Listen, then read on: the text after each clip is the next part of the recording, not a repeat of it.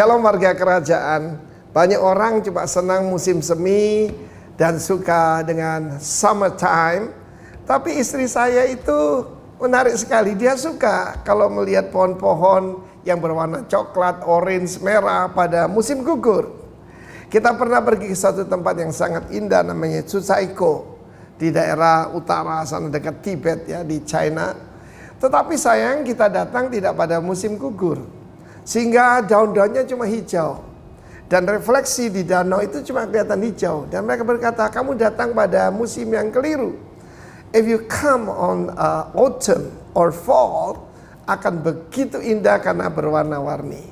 Karena itu ketika ada musim gugur dalam hidup kita pada saat ini, ketika penghasilan mungkin berkurang, ketika apa yang kita biasanya ada dan menerima juga tidak kita terima, just enjoy. Dalam Yakobus 1:12 kata, berbahagialah orang yang menghadapi berbagai percobaan dan lulus tahan uji. Dia akan menerima apa? Mahkota kehidupan. Mahkota sana Stefanus. Stefanus adalah mahkota untuk pemenang, ya. Karena Tuhan hanya memberkati di overcomer. Amin. Ada begitu banyak berkat untuk di overcomer apabila dia telah tahan uji. Ternyata selama ini saya sudah sampaikan bagaimana dalam minggu yang lalu orang itu harus mencapai lacking nothing. Apa yang kurang dalam hidup saya? Yang paling tahu istri saya. Dia bilang kamu tuh kurang sabar. Aneh sekali nama Chinese saya Jin atau Ren itu artinya dua ya. Yang pertama artinya sabar. Saya jadi kalau mestinya ganti nama bukan Pak Arifin, Pak Sabar. Dan yang satu lagi artinya baik. Kind. Jadi rupanya antara orang sabar dan orang baik itu dua sisi dari sebuah mata uang, ya. Kalau orang sabar biasanya baik dan orang baik biasanya sabar. Nah, saudara yang kasih Tuhan, waiting itu tidak mudah, saudara. Ya, barusan ini Pak Frankie ada di Jayapura di sebuah hotel, ya, meskipun itu suite room dari sebuah hotel itu tidak menyenangkan. Karena 3 bulan dia di sana tidak bisa ngapa-ngapain. Dan demikian juga mungkin banyak para saudara seperti itu. Tetapi saudaraku, untuk melatih kita sabar, kita harus masuk dalam satu keadaan. Baik kalau orang berkata, sampai kapan ini? Artinya kita belum sabar. Sabar sana makrotimia. Makrotimia. Panjang sabar. Panjang sabar dan kelemah lembutan itu saudara kembar, saudara. Berbagai orang yang lemah lembut sebab dia akan mewarisi bumi, kan? Iya kan?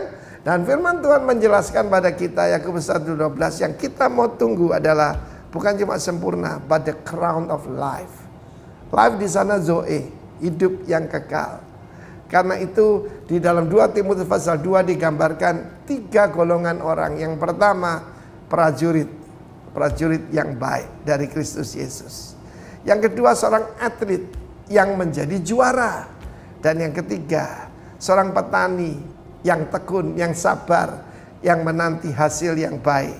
Karena itu ketiga-tiganya memerlukan ketekunan, ya, kesabaran, ketekunan, ketahanan. Ini adalah yang Tuhan mau dalam hidup kita. Itu membuktikan kualitas hidup kita. Ingat ya, bukan soal doing tapi being. Karena kita diciptakan menurut citra dan gambar Allah. Dan Tuhan itu maha pengasih, maha penyayang. Tuhan memberkati kita semua. Makin sabar, makin tekun, dan makin kuat di dalam Tuhan. Bertahan menghadapi segala sesuatu. The crown of life tersedia untuk saudara saya. Haleluya, amin. Warga kerajaan, senang berjumpa dengan saudara-saudara. Sebelum kita membahas firman Tuhan lebih jauh, saya mengajak saudara-saudara semua untuk berdoa. Kita berdoa. Bapa yang hamba kenal dalam Tuhan Yesus Kristus, terima kasih untuk kesempatan beribadah pagi hari ini. Kami berbahagia Tuhan bisa berjumpa dengan firman-Mu. Tapi sebelum firman-Mu kami baca, mohon Roh Kudus bukakan rahasianya, urapi hamba-Mu di sini dan seluruh warga kerajaan di rumah masing-masing dengan urapan yang sama, agar firman dapat kami terima. Dan kalau firman itu kami ketahui, kami terima, firman akan membebaskan kami. Demi nama Tuhan Yesus, pemilik firman, kami sudah berdoa. Haleluya. Amin. Warga kerajaan yang saya kasihi, pagi ini Tuhan taruh di hati saya untuk berbicara kali kedua tentang respon. Karena yang pertama pada 10 April yang lalu saya sudah membahas tentang respon, judulnya adalah Respond in the Difficult Time, respon di masa-masa sulit. Itu bagian yang pertama. Dan sekarang saya ingin berbicara lagi tentang respon. Lebih banyak kita mempelajari tentang respon itu sendiri. Apakah respon itu? Apakah bedanya dengan reaksi? Kemudian mengapa respon yang baik itu penting? Atau respon itu penting? Dan yang ketiga, bagaimana kita bisa berespon dengan baik pada akhirnya nanti? Yang dilanjutkan hubungannya erat dengan mindset atau pola pikir. Baik, kita akan pelajari kebenaran firman Tuhan ini, dan untuk membimbing kita, saya mengajak saudara untuk membaca Alkitab yang kita ambil dari Injil Markus pasal yang kedua. Orang lumpuh disembuhkan. Kemudian sesudah lewat beberapa hari waktu Yesus datang lagi ke Kapernaum, tersiarlah kabar bahwa ia ada di rumah. Maka datanglah orang-orang berkerumun sehingga tidak ada lagi tempat. Bahkan di muka pintu pun tidak. Sementara ia memberitakan firman kepada mereka, ada orang-orang datang membawa kepadanya seorang lumpuh digotong oleh 4 orang. Tetapi mereka tidak dapat membawanya kepadanya karena orang banyak itu. Lalu mereka membuka atap yang di atasnya. Sesudah terbuka, mereka menurunkan tilam tempat orang lumpuh itu terbaring. Ketika Yesus melihat iman mereka, berkatalah ia kepada orang lumpuh itu, "Hai anakku, dosamu sudah diampuni." Demikian firman Tuhan. Kita mendapat kisah tentang kerjasama yang hebat, yang saya sebut saja tim Kapernaum, yang terdiri dari 4 orang, yang hari itu ingin membawa sahabatnya yang lumpuh untuk bisa dijamah oleh Tuhan Yesus. Tapi sayang hari itu Tuhan Yesus penuh tempatnya. Rumah itu orang berjubel sehingga tidak mungkin lagi orang bisa masuk ke dalamnya. Nah, ketika menghadapi keadaan itu, mereka kemudian melakukan sebuah tindakan yang luar biasa. Yaitu apa? Mereka bersama-sama kemudian mencari cara, yaitu naik ke atap. Atap itu dilubangi dan orang sakit ini kemudian diturunkan dengan tilam. Singkat cerita, mujizat terjadi, sahabat itu tertolong. Warga kerajaan yang dikasihi Tuhan, inilah yang saya sebut sikap atau tindakan yang dikerjakan oleh Dream Team dari Kapernaum ini, 4 orang ini sebagai respon yang baik. Beda dengan sikap yang kedua yang disebut reaksi. Kalau reaksi tentu mereka akan bersungut-sungut, ya, mereka kemudian mungkin marah, protes, dan mungkin mereka akan protes kepada murid-murid Yesus, kenapa orang yang lumpuh kok tidak didulukan dan lain sebagainya. Tetapi tidak seperti itu yang tertulis di Alkitab. Justru kita melihat bersama-sama bagaimana 4 orang ini akhirnya bisa menemukan solusi. Ya, dan dengan kreativitas yang hebat, mereka bisa melakukan sebuah manuver yang akhirnya temannya bisa tertolong. Inilah yang disebut respon yang baik. Nah, apa sih kalau begitu perbedaan antara respon dan reaksi? Respon adalah sebuah tindakan atau sikap atau tindakan yang dihasilkan dari cara berpikir yang benar. Atau respon adalah sebuah sikap atau tindakan yang melibatkan pikiran yang benar. Sedangkan reaksi adalah sebuah tindakan spontanitas. Namanya saja reaksi, makanya ada kalimat reaksioner. Sebuah tindakan spontan yang cenderung tidak melibatkan pikiran, apalagi cara berpikir yang benar. Inilah perbedaan antara reaksi dan respon. Nah, akhir zaman ini, apalagi di masa-masa pandemi yang seperti ini, warga kerajaan jauh lebih dibutuhkan respon daripada reaksi. Kenapa? Karena masalah-masalah yang dari luar kita itu tidak bisa kita kontrol. Seluruh dunia kena pandemi, semua bidang kehidupan kena, dan kita tidak bisa mengontrol. Satu-satunya yang bisa kita kontrol adalah respon kita, sikap kita. Kita mau bereaksi ataukah berespon. Ini yang bisa kita kontrol. Jalanan macet, bagaimana kita bereaksi ataukah kita berespon. Untuk menyeberangkan makna lebih jauh, saya punya ilustrasi bagus yang disampaikan oleh seorang CEO terkenal dari India namanya Sundar Pichai. Itu menyampaikan cerita pendek yang lucu juga. Demikian, pada suatu hari ada beberapa wanita akan mengadakan sebuah meeting atau pertemanan mereka di sebuah kafe. Mereka mulai memesan makanan dan mulai dihidangkan makanan, tapi selagi mereka bercengkrama sambil makan-makan dengan enak, tiba-tiba terjadi teriakan, wow! Ternyata apa? Ternyata ada seekor kecoa yang hinggap di lengan salah satu wanita itu. Wanita itu spontan mengibaskan tangannya dan kecoa itu ternyata terbang pindah kepada perempuan di sebelahnya. Perempuan sebelahnya pun bereaksi dan kemudian mengibaskannya lagi dan kecoa itu muter di para perempuan yang hadir hari itu, dan terjadi sebuah kekacauan, hiruk pikuk dengan histeris. Bisa bayangkan bukan? Bagaimana kalau bahasa sehari-hari kita, bahasa kampungnya dirambati kecoa dan mereka ribut bukan? Sampai kegaduhan ini menarik waiters mendatangi, ada apa yang terjadi? Oh, ternyata seekor kecoa. Dia mulai diam sebentar, mengambil posisi yang tepat, pakai sarung tangan dan dipegangnya kecoa itu, dilemparkannya keluar. Kemudian situasi reda normal kembali. Apa yang terjadi sesungguhnya? Yang terjadi sesungguhnya adalah para perempuan itu bereaksi, tapi waiters itu berespon dengan baik. Itulah yang membedakan. Selamanya kecoa itu menjijikkan. Yang menyebabkan kekacauan sebenarnya adalah sikap, mau bereaksi atau berespon.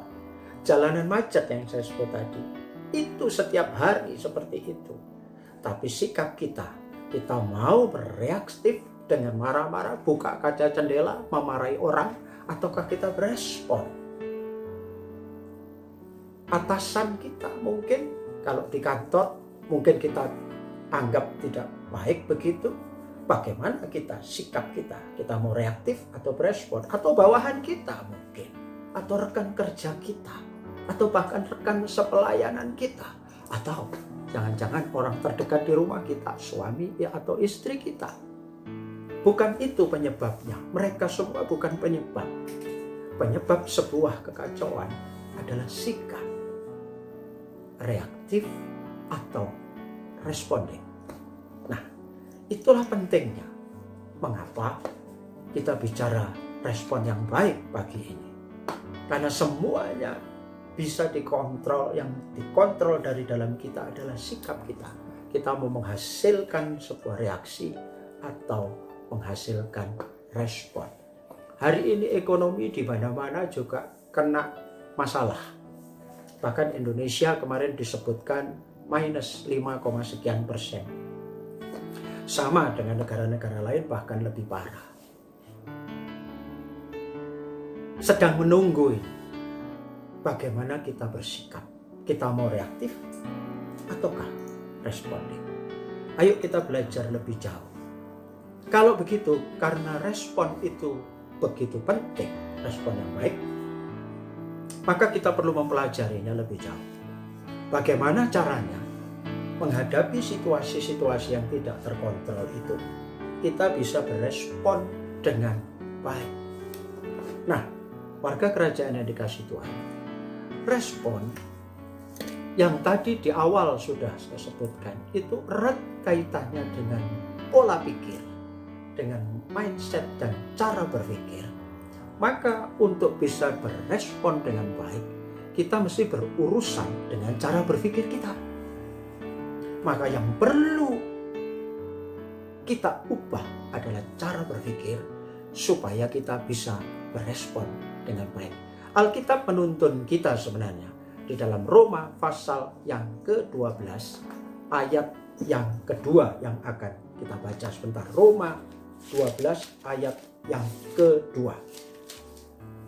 Demikian firman Tuhan. Janganlah kamu menjadi serupa dengan dunia ini, tetapi berubahlah oleh pembaharuan budimu, sehingga kamu dapat membedakan manakah kehendak Allah, apa yang baik, yang berkenan kepada Allah, dan yang sempurna. Ayat yang sama, Roma 12 ayat 2 ini, di dalam Alkitab New King James Version, itu dibaca sebagai berikut, pasal 12 ayat yang kedua. And do not be conformed to this world, but be transformed by the renewing of your mind. Saya ulang. Be transformed by the renewing of your mind, that you may prove what is that good and acceptable and perfect will of God. Dalam New King James, kalau ingin terjadi sebuah pembaharuan budi yang menghasilkan sikap yang baik, dibutuhkan renewing your mind. Renewing your mind itu adalah pembaharuan pola pikir, pembaharuan cara berpikir. Haleluya. Pagi ini supaya bisa berespon dengan baik, kita perlu mengubah cara berpikir kita agar sama nantinya dengan firman Tuhan. Dan pasti ketika cara berpikir kita sudah berubah, maka kita akan bisa memperbaharui budi. Budi itu berurusan dengan sikap, dan akhirnya bisa menghasilkan respon yang baik. Warga kerajaan yang dikasihi Tuhan, pola pikir yang ada di dalam diri kita itu sebetulnya sudah terbentuk cukup lama.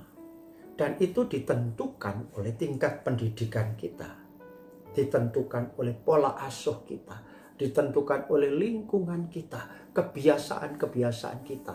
Tahukah itu semua menjadi satu dalam diri seseorang, membentuk pola pikir atau yang disebut mindset. Dan ini nanti yang akan menyebabkan menghasilkan sikap kita. Nah, mindset yang bagaimana? Cara pikir yang bagaimana yang bisa menghasilkan sikap respon yang baik dibanding dengan menghasilkan sikap reaktif. Untuk menghasilkan respon yang baik, tentu saja sumbernya harus cara berpikir yang baik. Apakah cara berpikir yang baik itu yang disebut Roma tadi sebagai renewing your mind? Kita diminta untuk renewing seperti apa? Tidak ada kata lain. Kita diminta memperbaharuinya menjadi sepikir dengan Kristus. Rasul Paulus katakan, kami mempunyai pikiran Kristus. Sejak kita percaya, supaya terjadi pembaharuan budi, kita diminta merenewing pikiran kita agar selaras dengan cara Allah berpikir. Nah, bagaimana pikiran itu bisa diperbaharui yang pada gilirannya nanti akan menghasilkan sikap, yaitu respon yang baik? Ada 3 hal yang ingin saya sampaikan pagi ini supaya saudara-saudara bisa belajar dari sana. Yang pertama, untuk bisa kita memiliki pikiran yang sepikir dengan Allah. Yang pertama, di dalam Roma pasal 8 ayat yang kelima kita akan baca. Roma 8 ayat yang kelima. Demikian firman Tuhan. Sebab mereka yang hidup menurut daging memikirkan hal-hal yang dari daging. Mereka yang hidup menurut roh memikirkan hal-hal yang dari roh. Yang dari roh akan memikirkan hal-hal yang rohani. Yang daging memikirkan yang daging. Maka langkah pertama untuk memiliki pikiran-pikiran yang selaras dengan Kristus adalah hendaklah diri kita memberi keleluasaan kepada Roh Kudus untuk mau menguasai pikiran kita. Ini poin 1. Bagaimana kita memiliki pikiran yang diperbaharui seperti Kristus, yaitu memberi kesempatan Roh Kudus mengerjakan, mempersilahkan Roh Kudus menguasai, memenuhi hati dan pikiran kita. Ada kisah klasik di Alkitab seorang raja yang hebat sebetulnya, raja pertama Israel. Begitu dia diurapi, Roh Kudus hinggap di atas dia berubah menjadi manusia lain. Tapi sebaliknya di dalam 1 Samuel pasal 16, ketika Roh Kudus sudah meninggalkan dia, Saul pun berubah menjadi orang yang reaktif dan reaksioner.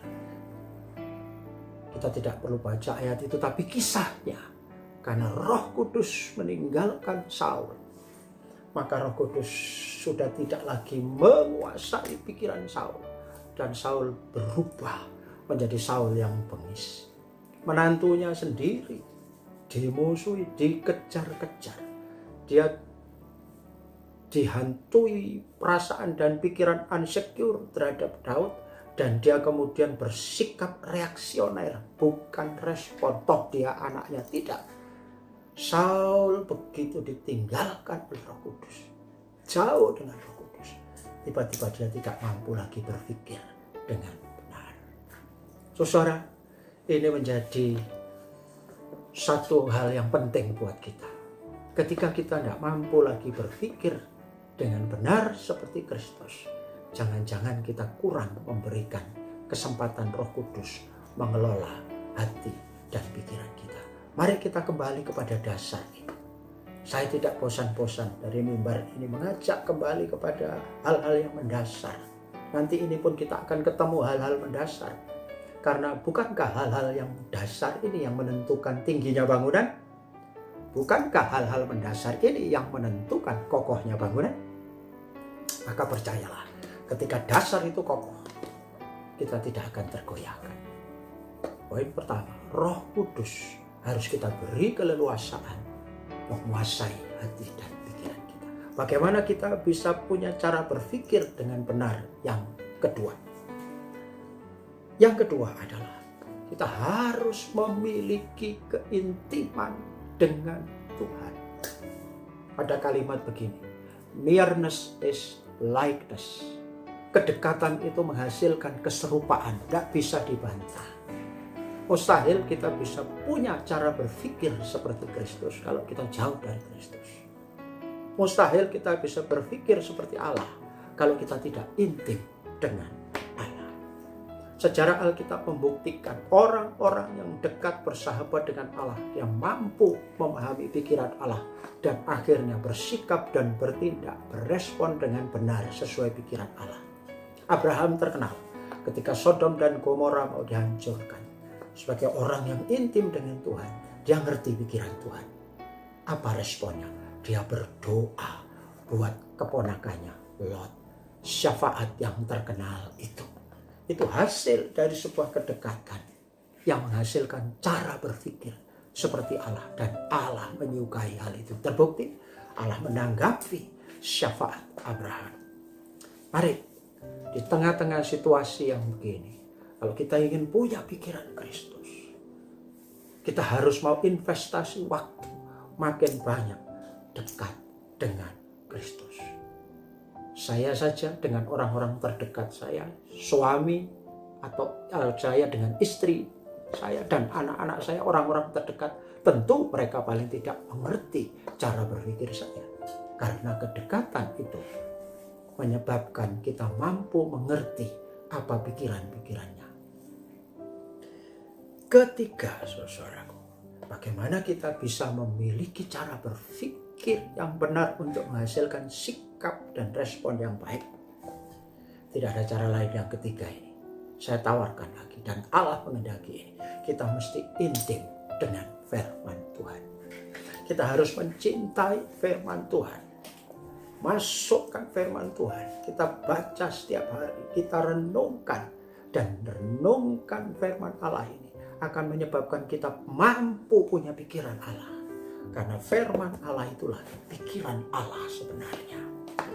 Nah, saudara, firman Tuhan terkadang tidak mengubah keadaan kita. Tetapi firman itu mengubah perspektif kita. Saya punya satu ilustrasi bagus. Ada seorang yang bekerja di satu gedung yang sama. Yang satu ada di lantai 15. Yang satu ada di lantai 1. Ini sahabat karib. Bekerja biasa sekitar jam 5, kantor mau pulang. Yang di lantai 1 telepon temennya yang di lantai 15. Bro, sudah selesai. Tinggal sedikit. Ayo cepet bro. Segera pulang. Nanti macet. Yang di atas bilang, tenang. 10 menit kemudian dia telepon lagi. Oke deh, kalau gitu kita nggak jadi pulang. Kenapa? Jalanan makin macet. Kita pulang nanti 3-4 jam lagi deh. Sampai semua jalan kosong. Ada jawaban yang dari lantai 15. Bro, justru sekarang kita mesti pulang. Loh, macet. Di depan macet, kata yang di lantai 1. Di lantai 15 ngomong, hei bro, kamu tahu nggak? Dari sini aku bisa tahu macetnya itu cuma di depan kantor kita. 500 meter sebelah kantor kita itu kosong melompong. Justru saat inilah saat yang tepat kita untuk pulang. Warga kerajaan yang dikasih Tuhan, tahukah kita? Ketika kita mencintai firman, kita itu dibawa pada perspektif berpikir yang lebih tinggi dari kebanyakan orang. Kita bisa melihat dengan perspektif yang berbeda. Beda dengan yang di lantai 1. Kemacetan itu ada karena perspektifnya dia di lantai 1 hanya melihat persoalan itu. Tapi begitu kita punya pikiran Allah karena mencintai firman-Nya, kita sesungguhnya dibawa naik ke level yang berbeda. Dan dari sana kita bisa lebih tahu bahwa sesungguhnya jalanan itu hanya macet sedikit. Dan di sana sudah kosong melompong. Ada firman Tuhan yang luar biasa. Sebelum mengakhiri, kita buka di dalam Habakuk pasal yang ketiga. Habakuk pasal ketiga, ayat yang ke-16, demikian firman Tuhan. Ketika aku mendengarnya, gemetarlah hatiku. Mendengar bunyinya, menggigilah bibirku. Tulang-tulangku seakan-akan kemasukan sengal, dan aku gemetar di tempat aku berdiri. Namun dengan tenang akan kunantikan hari kesusahan yang akan mendatangi bangsa yang bergerombolan menyerang kami. Haleluya. Kenapa Nabi Habakuk bisa ngomong dengan optimis? Aku akan tenang menghadapi kesukaran yang datang bergerombolan menyerang bangsa-bangsa. Dan dia tidak khawatir. Dan nanti di pasal 3 bagian bawah itu, aku akan tetap berlari-lari. Karena Tuhan memberi aku kaki rusa yang mampu melalui bukit-bukit itu. Kenapa Habakuk tidak khawatir dengan kesusahan yang akan datang menyerang itu? Ya, karena dia tahu dalam perspektif yang berbeda. Habakuk ngerti firman lebih dari yang lain. Dan dia ngerti bahwa semuanya ini boleh terjadi. Tapi orang yang ada di dalam Tuhan akan diberi kekuatan kaki rusa untuk melewati bukit-bukit kesukarannya. Itulah pentingnya kita memiliki firman yang akan mengubah perspektif kita dan cara berpikir kita. Manakala cara berpikir kita dengan perspektif firman akan mampu menghadapi setiap keadaan yang datang itu dan menghasilkan sikap, yaitu respon yang baik. Puji Tuhan, saudara. Inilah yang Tuhan mau di akhir zaman yang seperti ini. Apa itu? Kesulitan boleh datang, tapi sikap kita harus tetap terjaga dengan respon yang benar. Untuk bisa berespon dengan benar, kita harus mengubah pikiran kita sesuai dengan firman Tuhan. pikiran bisa diubah sesuai dengan firman. Ketika kita dikuasai Roh Kudus, kita intim dengan Tuhan dan kita mencintai firman-Nya. Demikianlah renungan sederhana ini. Kiranya dapat memberkati kita. Suasana boleh mungkin situasinya kita tidak bisa prediksi, tapi kontrol sikap kita, respon kita, dan orang yang bisa tetap berespon dan bersikap dengan benar, pasti kemenangan menjadi bagiannya. Tuhan memberkati. Mari saya ajak saudara untuk berdoa. Bapa, kami mengucap syukur buat firman. Sungguh di saat-saat seperti ini kami membutuhkan pimpinan firman untuk tetap bersikap dengan benar, yaitu menjauhi reaksi-reaksi yang spontan yang tanpa berpikir dengan benar. Sebaliknya senantiasa berespon dengan benar apapun yang terjadi. Terima kasih untuk firman-Mu, hamba-Mu usai, tapi Roh Kudus melanjutkannya dengan sempurna. Demi nama Tuhan Yesus kami sudah berdoa. Amin. Selamat hari Minggu warga kerajaan. Tuhan memberkati.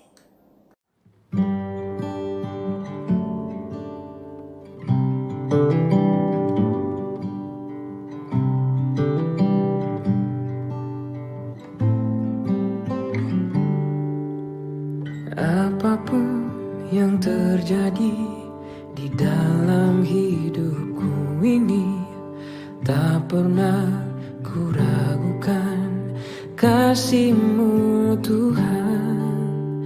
Lewat gunung yang tinggi, dalam lembah yang curam, tak pernah ku ragukan janji-Mu Tuhan.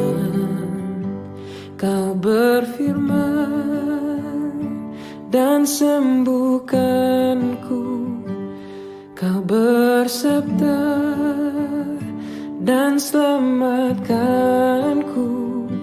Tiada yang mustahil bagimu, Yesus, ku percaya padamu.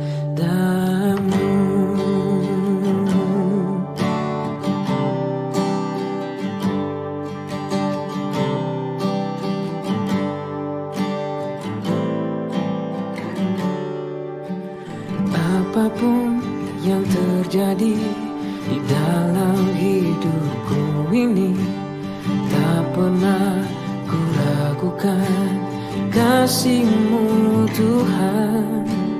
Lewat gunung yang tinggi, dalam lembah yang curam, tak pernah ku ragukan janji-Mu Tuhan. Kau berfirman dan sembuhkanku, Kau bersabda dan selamatkanku. Tiada yang mustahil bagimu, Yesus, ku percaya padamu.